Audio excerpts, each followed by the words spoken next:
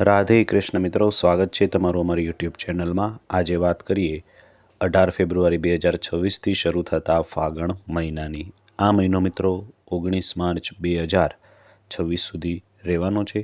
ફાગણ મહિનો હિન્દુ કેલેન્ડર મુજબ વિક્રમ સંવતનો 5મો અને અત્યંત પવિત્ર મહિનો માનવામાં આવે છે, જે વસંત ઋતુના આગમન સાથે રંગો અને ઉત્સવોનો સંદેશ લાવે છે। આ માસમાં હોળી, ધૂળેટી, મહાશિવરાત્રિ, રંગપંચમી જેવા તહેવારો પણ આવે છે અને સાથે સાથે ભક્તિ અને ઉલ્લાસનું વાતાવરણ પણ જોવા મળે છે। ફાગણ માસના મહત્ત્વની વાત કરીએ તો આ મહિનો તહેવારોનો મહિનો ગણાય છે। હોળાષ્ટક, જેમાં પ્રહલાદ અને હોલિકાનું સ્મરણ કરીએ છીએ, હોળી, ધૂળેટી જેવા કે રંગોત્સવનું આપણે સ્મરણ કરીએ છીએ એવા તહેવારો ઉજવાય છે। સાથે સાથે ધાર્મિક મહત્ત્વનો વિચાર કરીએ તો આ સમયમાં મથુરા, વૃંદાવનમાં વિશેષ દર્શન, પૂજન, શિવજીનો અભિષેક અને લડ્ડુ ગોપાલની પૂજા થાય છે। દાન પુણ્ય માટે આ મહિનામાં ગૌશાળામાં જરૂરિયાતમંદોને અન્ન અને વસ્ત્રનું અને પિતૃતર્પણનું પણ વિશેષ મહત્ત્વ આ મહિનામાં માનવામાં આવે છે। મિત્રો, આરોગ્ય અને પ્રકૃતિની દ્રષ્ટિએ વસંત ઋતુ હોવાથી વાતાવરણ ઉત્તમ હોય છે। આયુર્વેદ મુજબ બીમારીઓથી મુક્તિ મેળવવા માટે આ મહિનો ઉત્તમ માનવામાં આવે છે। આ મહિનામાં કેસુડો ભરપૂર ખીલે છે અને જેનો ઉત્સવ આપણે ઉજવીએ છીએ। હોળી, ધૂળેટીમાં કેસુડાના કુદરતી રંગો સાથે રમીને આ ઉત્સવ આપણે ઉજવીએ છીએ। આ દિવસે પૂજા મંત્રમાં કૃષ્ણાય નમઃ મંત્રનો જાપ અને કાળા વસ્ત્રોના બદલે પીળા વસ્ત્રો જો ધારણ કરવામાં આવે તો જીવનમાંથી નકારાત્મકતા દૂર થઈ અને જીવનમાં ખુશીઓ અને ઉર્જા આવે છે। મિત્રો, હવે સાંભળીએ ફાગણ માસની કથા। ફાગણ માસની કથા અનુસાર સતયુગની વાત છે। એક સમય ધર્માત્મા રાજાનું રાજ્ય હતું અને આ રાજ્યમાં એક બ્રાહ્મણ રાજા રહી રહ્યો હતો, જેનું નામ હતું વિષ્ણુ શર્મા। તેને 7 પુત્રો હતા અને સાથે અલગ અલગ રહેતા હતા। જ્યારે વિષ્ણુ શર્માનો વૃદ્ધાવસ્થાનો સમય આવ્યો ત્યારે તેણે તમામ વહુને કહ્યું કે તમે ગણેશજીનું વ્રત કરો।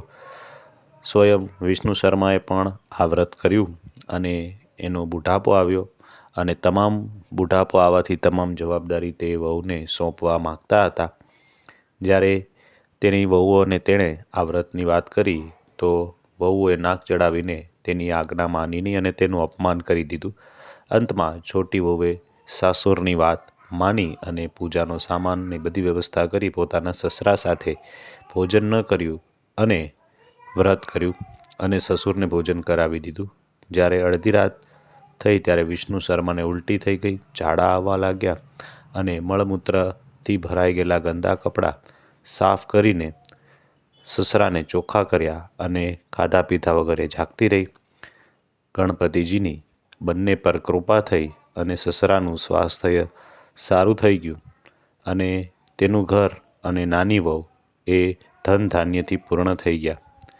ત્યારબાદ અન્ય વહુ પણ આ ઘટનાથી પ્રેરણા લઈ ગણેશજીનું વ્રત કરવા લાગ્યા અને અંતમાં ફાગણ માસમાં જે કોઈ વ્યક્તિ સાચા મનથી ગણપતિજીની પ્રાર્થના કરે છે, વ્રત કરે છે, તેની તમામ મનોકામના ભગવાન ગણેશ પૂરી કરે છે।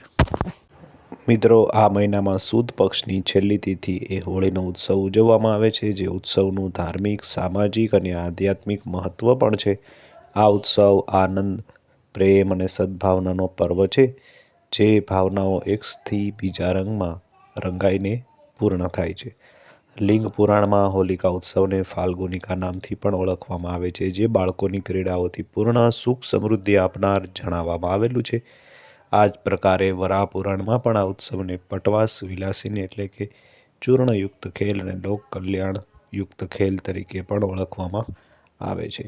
મિત્રો, ફાગણ મહિનામાં સુગંધિત ફૂલોથી શ્રી કૃષ્ણની પણ પૂજા કરવી જોઈએ અને સાથે સાથે વિષ્ણુ, લક્ષ્મી અને ચંદ્રની પણ પૂજા કરવાનું વિધાન પુરાણોમાં ઉલ્લેખવામાં આવેલું છે। મિત્રો, ફાગણ મહિનામાં કૃષ્ણ અને વિષ્ણુની પૂજાથી સુખ, શાંતિ, સમૃદ્ધિની પ્રાપ્તિ મળે છે। આ મહિને ભગવાન બાલકૃષ્ણ સ્વરૂપની પૂજા કરવાથી સંતાન સુખની પ્રાપ્તિ થાય છે। રાધા કૃષ્ણ સ્વરૂપની પૂજાથી સુખ સમૃદ્ધિ વધે છે। આ મહિને ભગવાન વિષ્ણુની પૂજા કરવાથી તમામ દોષ પાપ દૂર થાય છે। ફાગણ મહિનામાં ભગવાન કૃષ્ણને ફૂલની હોળી રમાડવામાં આવે છે અને આ મહિને ભગવાન કૃષ્ણને ધરાવવામાં આવતું નિવેદ પણ બદલાય છે। મિત્રો, આ મહિને ભગવાન કૃષ્ણની આરાધના કરવાથી તેમની કૃપા પ્રાપ્તિ થાય છે અને સાથે જ ભગવાન કૃષ્ણની આરાધના વિવિધ પ્રકારના સુગંધિત ફૂલોથી કરવાનું વિધાન ઉલ્લેખવામાં આવેલું છે.